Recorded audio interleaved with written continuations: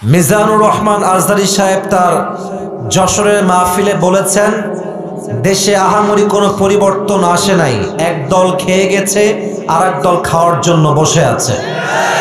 ওই যে কে যেন আজহার নাকি মাজার একজন আছে, আগে ওরা খাইছে এখন এরা খেতেছে না, কি বলছে না? আপনারা বলেন উনি কি কথাটা ভুল বলেছেন না ঠিক বলেছেন? আপনারা বাঘের মতো আমাকে উত্তর দিবেন আওয়াজ করে। প্রিয় কলিজার টুকরা রংপুরের ভাইরা, আজহারী সাহেব কি কোনো দলের নাম উল্লেখ করেছিলেন? এই যে আস্তে কথা বললেন, কোন দলের নাম বলেছেন? কোন ব্যক্তির নাম মেনশন করেছেন? উনি জাস্ট বলেছেন এক দল খেয়ে গেছে আর এক দল খাওয়ার জন্য বসে আছে, এতেই কিছু লোকের গায়ে আগুন ধরে গেছে। আমরা কোনো দলের নাম উল্লেখ করি না। আচ্ছা, মনে করেন যে আজহারী সাহেব কোন দলের নাম উল্লেখ করেই ফেলেছেন, কোন দলের নাম এক্স্যাক্টলি মেনশন করেছেন, তো আমাদের কি জনগণ হিসেবে বাক স্বাধীনতা নেই? বলেন সবাই, আছে না নাই? যদি আমাদের বাক স্বাধীনতা কেউ কাটতে চায়, তাদেরকে আওয়ামী লীগের ইতিহাস মনে রাখতে হবে যুবক ভাইরা। তো আমি দেখলাম একজন নেতা, তার নামটা আমি জাস্ট বলেই ফেলছি, ছোট্ট নাম বলছি, দুদু সাহেব। উনি বললেন কোথাকার কোন আজহারি মাঝহারি মিয়া, আজহারি কি মাঝহারি? এটা কি আপনাদের সস্তা মনে হয়? আজহারি এটা হচ্ছে বাংলাদেশের ব্র্যান্ডের নাম যুবক ভাইরা। আচ্ছা আপনি বলেন, এই যে একজন নেতা, দলের নেতা একজন আলেমকে বলছে আজহারি মাঝহারি কোথাকার কে, এটাই প্রমাণ যে সে মানুষটা শিক্ষিত হতে পারে না।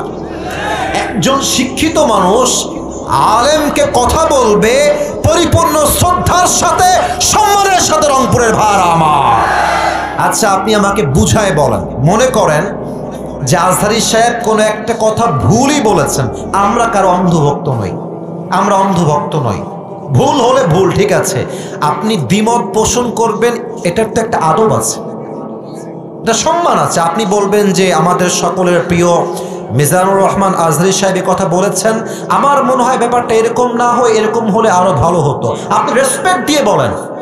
আপনি যখন আজহারীকে মাঝহারি বলে গালি দেন, কলিজার টুকরা যুবকদের রক্তক্ষরণ শুরু হয়ে যায় যুবক ভাই। তবে হ্যাঁ, একজন বললেন যে আজহারী সাহেব আসেন, আপনি রাজনীতির নাম লেখান, আপনি রাজনীতি করেন, আপনি ওই দলে যান, সেই দলে যান, যশোরের মাহফিল আপনার ইউটিউবে আজকে সার্চ দিবেন, জুম করবেন যশোরের মাহফিলটা, ড্রোন ফুটেজ বা পেছনের ফুটেজ দেখবেন, যত মাহফিলে অডিয়েন্স এসেছে 95 যুবক ভাইরা সেই মাহফিলে এসেছিল।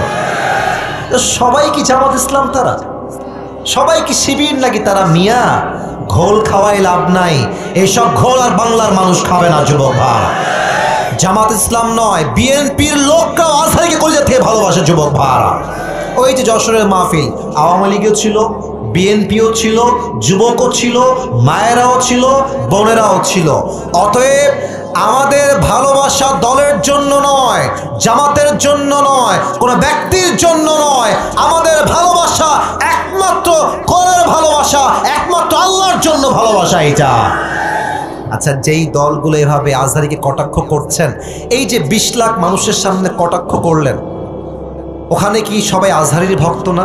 তো আপনি যে গালিটা দিলেন, যার বুকে আপনি আঘাত দিলেন, আচ্ছা ভাবেন যে আজহারী সাহেবকে আমি ভালোবাসি, কথার কথা, তো আমার ভালোবাসার মানুষকে যে গালি দিবে, আমি কি তাকে আর ভোট দিব নাকি? কথা বলেন, ভোট দিব নাকি? আপনি আমাকে সম্মান করবেন, আমার ভালোবাসার মানুষকে সম্মান করবেন, আপনাকে আমি স্যালুট জানাবো যুবক ভাই, ঠিক কিনা বলে? মেহেরবানি করে দলাদলি করবেন না। স্বৈরাচার বিদায় নিয়েছে, ওই চ্যাপ্টার ক্লোজ।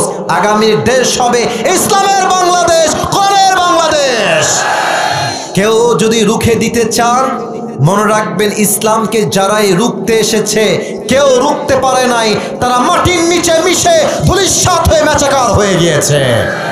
আল্লাহ প্রত্যেকটা মানুষকে কথাগুলো বোঝা এবং আমল করার তৌফিক দান করুক। পড়েন সবাই আমিন।